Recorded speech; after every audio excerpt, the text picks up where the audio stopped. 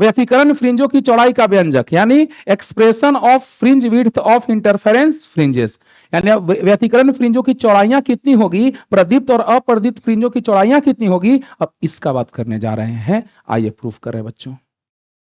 चलो, यह अपारदर्शी प्लेट, ठीक है, और इसमें बारीक छिद्र जो है दो ठो है, दो बारीक छिद्र है, एक मान लो यहां बना देते हैं और एक मान लो यहां बना देते हैं, है तो बहुत नजदीक, लेकिन समझने के लिए थोड़ा दूर बना दिए। ध्यान दा, यही ना स्रोत था, प्रकाश का स्रोत, एक वर्णी प्रकाश का स्रोत, ठीक, और यहां से प्रकाश तरंगे ऐसे जा रही थी और फिर प्रकाश तरंगे ऐसे जा रही थी और फिर तरंग जा रहा था किस रूप में, ऐसे श्रृंगार्थ श्रृंगार्थ श्रृंगार्थ।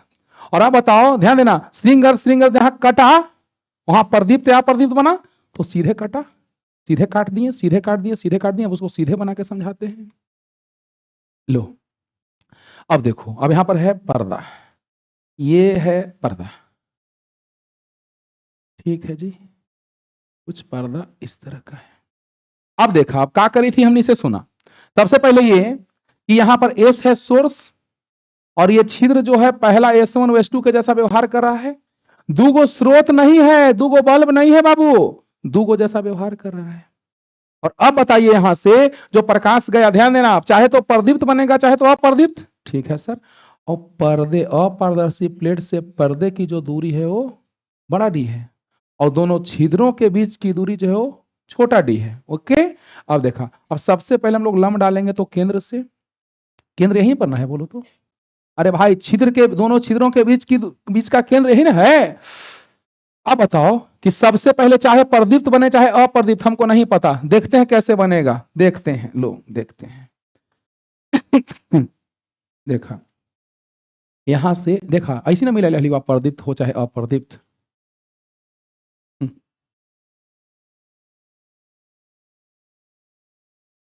ऐसी नहीं मिलाए हैं, तो देखिए ऐसे, यानी कि हमने यहां से प्रकाश दो तरंगे मिली और दोनों मिलने के बाद चाहे तो प्रदीप्त बनेगा चाहे तो प्रदीप्त मिलेगा चाहे तो अप्रदीप्त मिलेगा। मान लो कुछ हो मिला, हमको नहीं पता क्या मिला, लेकिन मिला कुछ ना कुछ, है ना। अब बताइए, अरे दोनों कटा था तबे ना, ओहो, अरे भाई दूधू को कटा था तबे ना प्रदीप्त चाहे अप्रदीप्त मिला था, तो दो को कटेगा तबे ना प्रदीप्त चाहे अप्रदीप्त मिलेगा बच्चों। यस सर, अब बताओ, यहाँ S1 S2 और यहाँ मान लेते हैं बिंदु P। अब बताइए, सबसे पहले ही बताइए कि यहाँ से हमने कुछ लंब ऐसे डाल दिया, यहाँ से लंब हमने ऐसे डाल दिया, क्योंकि त्रिभुज बनाने के लिए लंब डालना जरूरी है। अब बताइए, ये S1 हो गया, S2 हो गया और P हो गया। अब बताओ, कोई भी दूरी कहाँ से मापी जाती है, केंद्र से, बहुत बढ़िया। तो यहाँ से ये जो दूरी है बच्चों, ये है 5 नंबर, क्या हुआ, बहुत बार ध्यान से सुनिए, यहाँ एक्स एन, एनवा नहीं पता क्यों, एनवा मान लिए, पहला तो होगा तो 1 होगा एन का मान, दूसरा तो 2, तीसरा तो 3, चौथा तो 4 4, है ना। अब बताइए, अब यहां से एक बात बताओ हमरा, तो नहीं है कि ई अगर d/2 थी, बोला ई केंद्र है, तो ई डी, तो ई d/2, तो ई भी d/2, ई d/2 तो ई भी, और ई d/2 तो ई भी, कोई शक नहीं है। तो लो, हमको इस त्रिभुज में पहले लंब डाल देते हैं, लंबवत बिंदु को हमने m मान लिया और m मान लिया, और उस लंबवत बिंदु को हमने, देखो ये लंब है, देखो ये लंब है, और इस लंबवत बिंदु को हमने n मान लिया। दो मेथड इसका है, लेकिन सबसे आसान वाला मेथड बता रहे हैं, देख ले ना, 1/v + 1/u = 1/f, सब सिद्ध कर ले बा, तो सबसे अच्छा तरीका लगे tan थीटा, उसे हमेशा याद रहता हुआ। लेकिन एक और समरूप वाला, सब कोई ना याद रही, सब कोई के समरूप क्या है ना, लेकिन tan थीटा सबको याद रहता है। अब इसमें भी एक और मेथड है, लंब डालकर, दिक्कत होगा तुमको समझने में। अब बताओ कि लंब वाला से अच्छा है तरीका ये वाला जो अभी हम बताने जा रहे हैं, ध्यान देना कैसे। अभी बतावा ई कितना होते, तो नहीं बतावा ई कितना होते, बतावा, और ई कितना होते, ये बताइए, हाँ दोनों बताता, देखा तो बाबू, जल्दी बता, बोला यहां से यहां तक है xn, अरे यहां केंद्र से कोई भी दूरी कहां से मापी जाती है, केंद्र से, केंद्र से जहां भी बना हो, अभी हमको नहीं पता कि प्रदीप्त बना है कि अप्रदीप्त बना है, लेकिन झकास कॉन्सेप्ट सीखोगे, मस्त मजा आ जाएगा। देखो ध्यान से, ये यहां से यहां तक xn है, तो बताओ ये xn है और ये d/2 है, x n minus d by two होगा, और ई है एक्स एन और ई है नीचे d by two, x n plus d by two. अब कोई चीज सोचला हवा, त्रिभुज ना बुझावा, समकोण त्रिभुज में ना हुआ कर्ण स्क्वायर बराबर आधार स्क्वायर प्लस लंब स्क्वायर, सब क्या वही। अभी बतावा अगर ये डी है थी तो सब डी है थी, दो समांतर रेखाओं के बीच की दूरी हमेशा बराबर होती है, और ये आपका है अपारदर्शी प्लेट, क्या अपारदर्शी प्लेट, अपारदर्शी प्लेट, और ये पर्दा। कोई शक, चित्र में कोई दिक्कत एकदम नहीं होना चाहिए।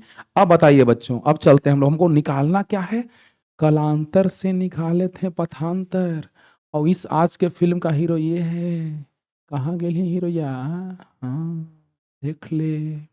रचनात्मक व्यक्तिकरण महत्तम कब आया था, जब कलांतर था पाई का समगुणज और पथांतर था लैम्डा बाई टू का समगुणज, और बोले थे कि भी यूज में अगर यही ना है, लेकिन समझने के लिए कि लैम्डा बाई टू का सम और लैम्डा बाई टू का विषम। महत्तम मतलब रचनात्मक, रचनात्मक मतलब प्रदीप्त, और न्यूनतम मतलब विनाशी, विनाशी मतलब अप्रदीप्त। कोई दिक्कत नहीं होना चाहिए। अब चलिए इसको हम लेके चलेंगे, इसको दोनों को, और यहीं से पूरा कहानी खत्म होगा। लेकिन अभी तो पहले फॉर्मूला ला रहे हैं। देखो पथांतर, पथांतर आ चुका है हम लोग का, देखो कहां से कहां है। पहले हम लोग कॉस फाई का मान लिखे महत्तम न्यूनतम के लिए +1 -1, कॉस फाई से आया कलांतर, उससे आया पथांतर, और तब जाके पथांतर के हेल्प से आएगा। देखो कैसे। अब बताओ पथांतर का कहानी बताओ तो जल्दी से। पथांतर बराबर कितना, तुम लोग बताएगा। पथांतर, पथांतर मतलब पथ में अंतर, रास्ता में अंतर। ई गया यहां से यहां तक मान लो 10 सेंटीमीटर, और ई गया यहां से यहां तक 8 सेंटीमीटर, तो दोनों के बीच पथांतर होगा 10 - 8। पथांतर यहां से यहां तक और यहां से यहां तक, तो बताइए जल्दी से कि पथांतर मतलब कि ज्यादा वाला में से कम वाला घटा देंगे, तो बताइए पथांतर कितना, S2P - S1P।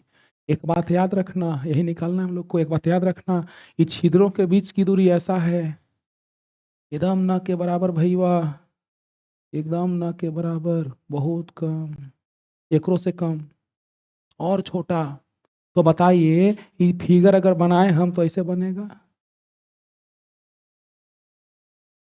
अब अगर इसको और छोटा किया जाए तो बताओ डी, डी जो होगा वो लगभग इसके और इसके बराबर होगा, लगभग। अरे आओ छोटा छिद्र है, रुक रुक सर, क्या छोटा कर दी थी,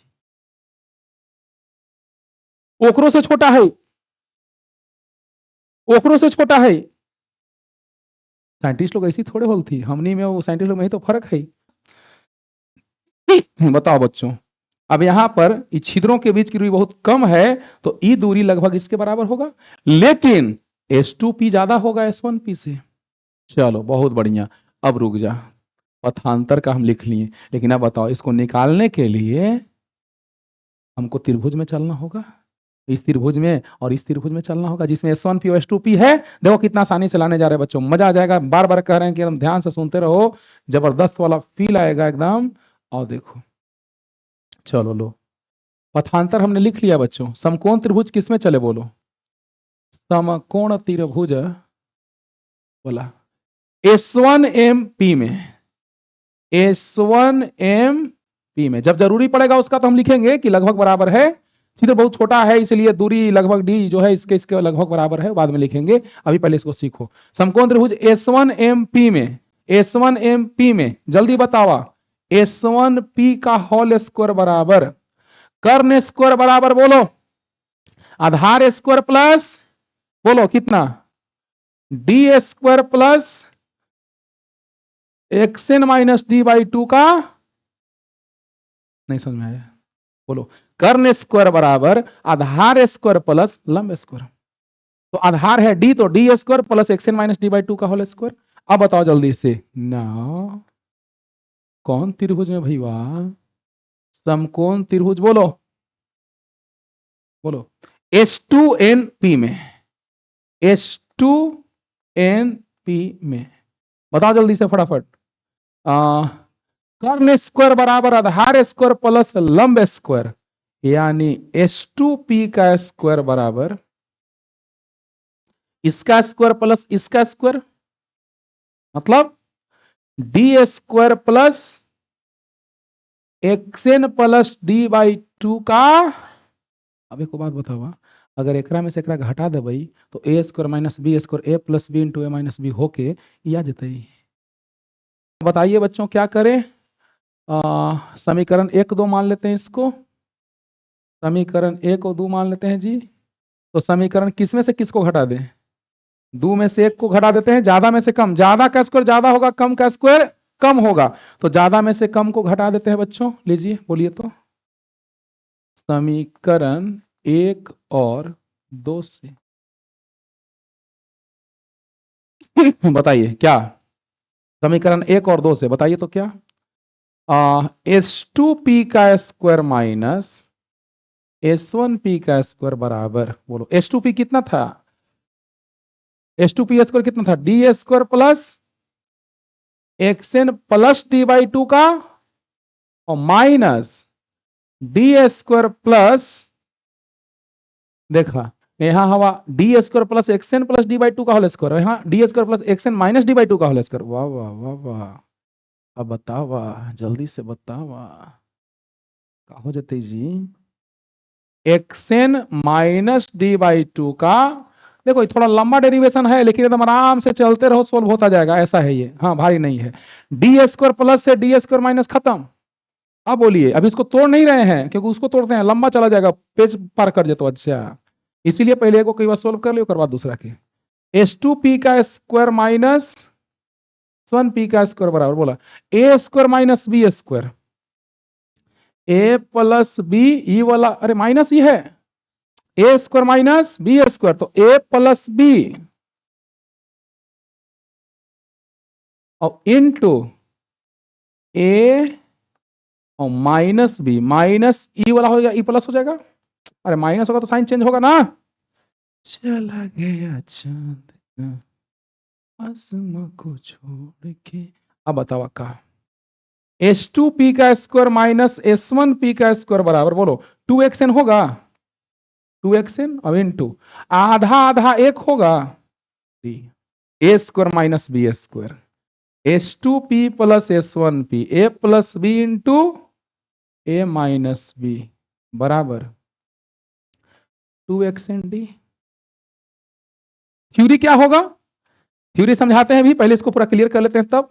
तो इसको ना चाहिए S2p माइनस S1p हमको चाहिए, तो 2xn D by S2p plus S1p। वाह, अब सुनना बाबू, वही छिद्र का आकार बहुत छोटा है तो क्या होगा आप बताइए? यही ना पथांतर है जी, क्या है ये? पथांतर। तो बताओ पथांतर ये है, पथांतर, बोलो यही ना पथांतर है? देख लो, S2p माइनस S1p, तो यही तो पथांतर है, S2p माइनस S1p बराबर कितना? बताओ बराबर कितना? 2xn डी बटा S2p प्लस S1p। अब आप बताइए, अभी समझाएं थोड़ा देर पहले, अभी भी समझा लेते हैं। छिद्रों के बीच की दूरी बहुत कम की बहुत ज्यादा, ये तो ज्यादा बना दिली बा, बहुत कम है, याव कम। अब बतावा यहाँ पर ऐसे रहता ही, तो यहाँ से जाएगा इस तरह से और यहाँ से इस तरह से और यहाँ से डी इस तरह से, तो जो डी है वो लगभग इसके बराबर है कि नहीं है? लगभग बराबर, पूरा बराबर नहीं। अगर पूरा बराबर होता तो ये घट के जीरो आ जाता। क्या ऐसा हो सकता है कि LHS में जीरो रहेगा और RHS में जीरो नहीं रहेगा? ऐसा हो सकता है कभी? जीरो बराबर ना जीरो है, लगभग बराबर। तो बताइए हम लोग यहां रख सकते हैं ये मान। छिद्रों के बीच की दूरी बताओ, छिद्रों के बीच की दूरी क्या है? बीच की दूरी अत्यंत ही कम है, कम है। इसलिए बताओ S1p लगभग D के बराबर एंड S2p भी लगभग, लेकिन फर्क है दोनों में, ये लगभग D के बराबर है लेकिन D से बड़ा है और ये भी D से बड़ा है, लेकिन E वाला बड़ा है इससे। बताओ पथांतर बराबर फटाफट क्या आया? पथांतर बराबर क्या आया? 2xn d बटा d प्लस डी। अरे भाई लगभग बराबर। अब यहां मत डी रख देना, यहां लगभग डी डी बराबर करके जीरो कर दोगे और जीरो नहीं आएगा, बराबर होगा नहीं होगा, यानी लगभग है, लगभग बराबर है ना कि पूरा बराबर है। तो बताओ जल्दी से पथांतर बराबर क्या आ गया? 2xn d बटा 2d कट गया। तो अब बताइए पथांतर बराबर xn d बटा d। Any doubt? पथांतर अभी आया है, ये समीकरण 3 मान लो बच्चों कि इसको अगर धनी के साथ भेजना है तो धनी से तुलना कर देंगे, गरीब के साथ भेजेंगे गरीब के साथ तुलना कर देंगे, इसको रचनात्मक के साथ बात करना है तो रचनात्मक। ध्यान देना, महत्तम मतलब रचनात्मक मतलब प्रदीप्त, न्यूनतम मतलब विनाशी मतलब अप्रदीप्त। तो बताओ हम क्या जानते हैं, फटाफट बताओ। केस नंबर 1 रचनात्मक व्यतिकरण के लिए जल्दी बताओ। रचनात्मक के लिए कि बिना, पहले रचनात्मक के लिए चल देते हैं। केस 1 किसके लिए? रचनात्मक व्यतिकरण के लिए। बोलिए तो। बात नहीं, जब बताएं तो तुम चुपचाप सुनना है। रचनात्मक व्यतिकरण के लिए बताओ तो पथांतर कितना बताए थे? ये वाला बताए थे 2n लैम्डा बाई 2। देख रहे हो ना, बोले थे फिल्म का हीरो है दोनों, हीरो विलेन है ना। अब बताओ, ये है हीरो मतलब कि रचनात्मक और विलेन माने बदमाश, न्यूनतम विनाशी। अब बताओ ये आया 2n into lambda by 2। Okay sir, 2n into lambda by 2। Okay sir, इसको हम लिख सकते हैं 2n इंटू लैम्डा बाई 2 को, और क्या थोड़ा अच्छा लगे क्या लिखाएगा बोलो? थोड़ा 2 से 2 काट देते हैं। तो बताइए पथांतर कितना आ गया? पथांतर बराबर आ गया n लैम्डा। कोई शक?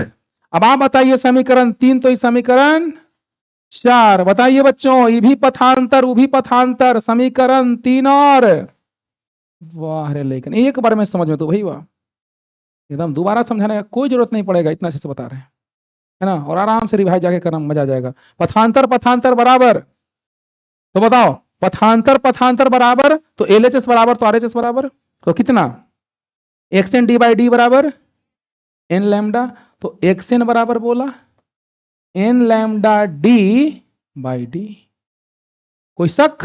अब आप बताइए रचनात्मक में प्रदीप्त फ्रिंज मिलेगा कि अप्रदीप्त? रचनात्मक में प्रदीप्त फ्रिंज की अप्रदीप्त फ्रिंज? प्रदीप्त फ्रिंज। तो बताइए तो पहले प्रदीप्त फ्रिंज के लिए n का मान 1, पहले प्रदीप्त फ्रिंज के लिए लिख दी भाई से फॉर फर्स्ट ब्राइट, गड़बड़ा देते वह छोड़ दे। पहले प्रदीप्त फ्रिंज के लिए, फ्रिंज के लिए जल्दी बताओ, पहले प्रदीप्त फ्रिंज के लिए बताओ n का मान 1। तो जब n का मान 1 रखेंगे तो x1 बराबर आ जाएगा 1 into lambda D by D, तो x1 आ जाएगा लैम्डा डी बाई डी। अभी अभी फ्रिंज की चौड़ाई नहीं आया है, अभी पहला फ्रिंज आया है। पहला कौन फ्रिंज? पहला प्रदीप्त किया प्रदीप्त, बहुत बढ़िया। अब बताइए दूसरे प्रदीप्त फ्रिंज के लिए, दूसरे प्रदीप्त फ्रिंज के लिए जल्दी बताओ। n बराबर 2, अब n बराबर जब 2 होते भैया तो बोल x2 बराबर 2 रख दिए 2 लैम्डा डी बाई डी। एक वाव जरूर लिखते हैं क्योंकि अंतर 2 को में लेके देखेंगे तब पता चलेगा कि हाँ सर सही आ रहा है कि गलत। अब बताइए तीसरे प्रदीप्त फ्रिंज के लिए, तीसरे प्रदीप्त फ्रिंज के लिए जल्दी बोला, तीसरे प्रदीप्त फ्रिंज के लिए n का मान 3, तो 3 रखेंगे तो x3 बराबर आएगा 3 लैम्डा डी बाई डी। अब 3 गो से ज्यादा ना लिखी थी भाई, डॉट डॉट मैंने सब लिखा गया। अब चलते हैं केस 2, केस नंबर 2 किसके लिए बोलो? विनाशी के लिए, विनाशी मतलब अप्रदीप्त, तो विनाशी व्यतिकरण के लिए।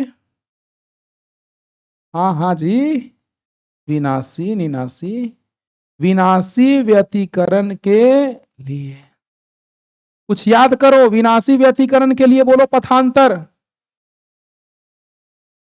याद है 2n + 1 इंटू, सच में समीकरण हो गया 5 ना, क्योंकि इधर था 4 ये था 4, ये था 3।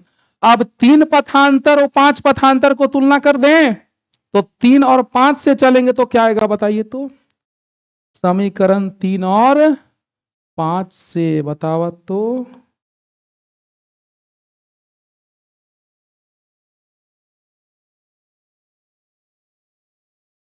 चला समीकरण 3 और 5 से बतावा का हो जाती जी। समीकरण 3 और 5 से कहाँ गला 3 कहाँ है 3 3 3 x n d by d x n d by d और बराबर समीकरण 5 2n plus 1 into lambda by 2। तो बताओ एक्स एन बराबर कितना जाएगा 2n plus 1 lambda D by 2d। आप बताओ पहले अप्रदीप्त फ्रिंज के लिए ये अप्रदीप्त का कहानी चलेगा कि प्रदीप्त का, किसका अप्रदीप्त का। तो बताइए तो पहले अप्रदीप्त फ्रिंज के लिए बोला पहले अप्रदीप्त फ्रिंज के लिए n का मान 1 रख के देखा 1 दूना 2 2 1 3 तो x1 डैश लिखी थी वह का है तू नहीं बोला वहां x1 है तो यहाँ x1 डैश कर दिए ठीक है। बोलो n का मान 1 रखो तो 2 1 3 3 लैम्डा डी बाई 2d। वहां x1 था तो यहाँ x1 डैश कर दिए। अब चलिए दूसरे अप्रदीप्त फ्रिंज के लिए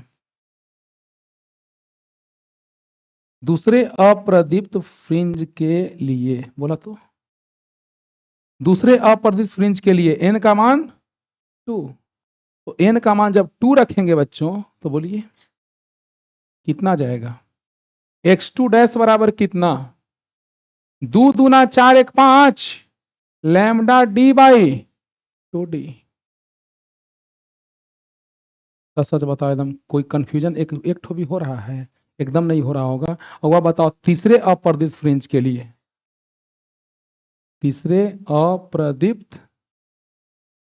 के लिए बोला n का मान 3।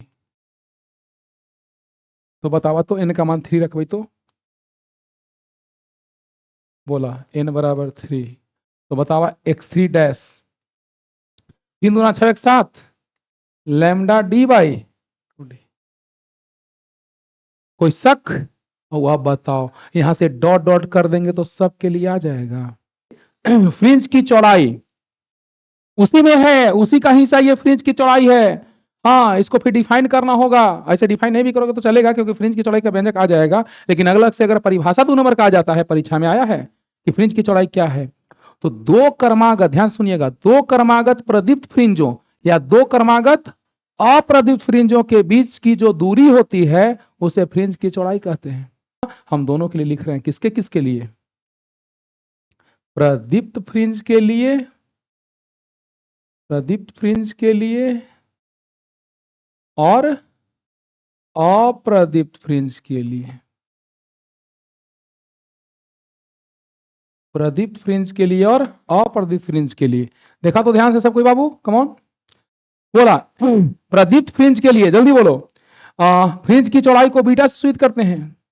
2 क्रमागत प्रदीप्त फ्रिंजों या 2 क्रमागत अप्रदीप्त फ्रिंजों के बीच की दूरी को फ्रिंज की चौड़ाई कहते हैं। इसे बीटा के द्वारा सूचित किया जाता है। अब देखा तो बीटा ही वह लिखी बीटा बराबर का लिखिए दूसरका में से पहिल का घटा दो या तीसरा में से दूसरा घटा दो या चौथा में से तीसरा या पांचवा में से चौथा या डॉट डॉट डॉट या यहां बोलो बीटा दूसरा में से पहला घटा दो या तीसरा में से दूसरा घटा दो या चौथा में से तीसरा या पांचवा में से चौथा घटा दो वही आएगा कि नहीं आएगा। अब बताओ मान रखते हैं बीटा बराबर बतावा तो x2 कितना है 2 लैम्डा डी बाई डी था और माइनस x1 था लैम्डा डी बाई डी बराबर चेक करने के लिए काहे ला इतना ही से आगलवा लेकिन काहे ला चेक करी थी वह इसलिए कि विश्वास होवे कि सच में सर हमेशा चौड़ाई बराबर आ रहा है ना इसलिए। अब बताओ x3 कितना आया था 3 लैम्डा डी बाई डी और x2 घटा के देखा वही है तो 2 में से 1 गया 1, 3 में से 2 गया 1, lambda D by D. Theory में लिखवाए यही कि फ्रिंज की चौड़ाई यही होती है, लैम्डा डी बाई डी होती है। और अभी नहीं, अभी और रुकिए। बीटा बराबर बोलिए x2 डैश कितना है 5 लैम्डा डी बाई 2d, और x1 डैश कितना है 3 लैम्डा डी बाई, और x3 डैश कितना है 7 लैम्डा डी बाई 2d। वाह वाह, बोलो 5 lambda D by 2d minus 3 lambda D by 2d, या 7 lambda D by 2d minus 5 lambda D by 2d, and answer becomes same. 5 में से 3 गया 2, या 7 में से 5 गया 2, और बटा नीचे 2, तो 2 लैम्डा डी बाई 2d।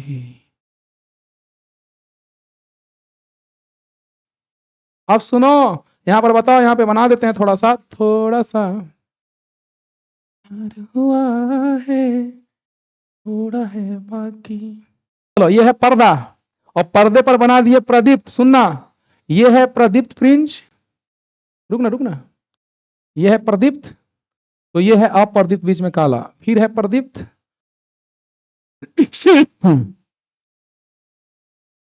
ठीक है, अरे बीच में काला है, ले धर, जो तू पर्दा हटाओ, चल पर्दा हटाओ, बहुत पर्दा डिस्टर्ब कर रहा है।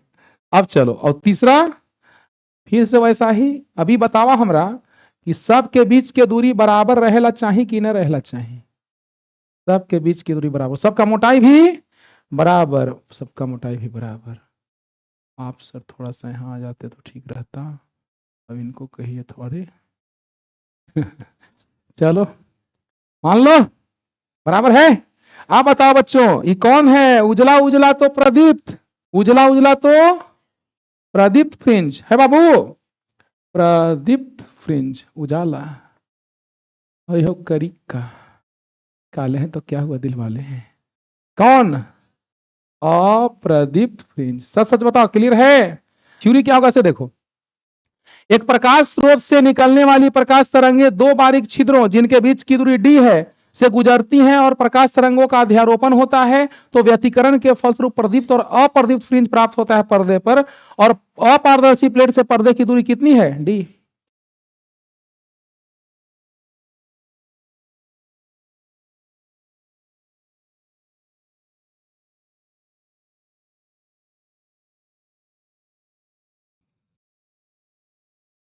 नहीं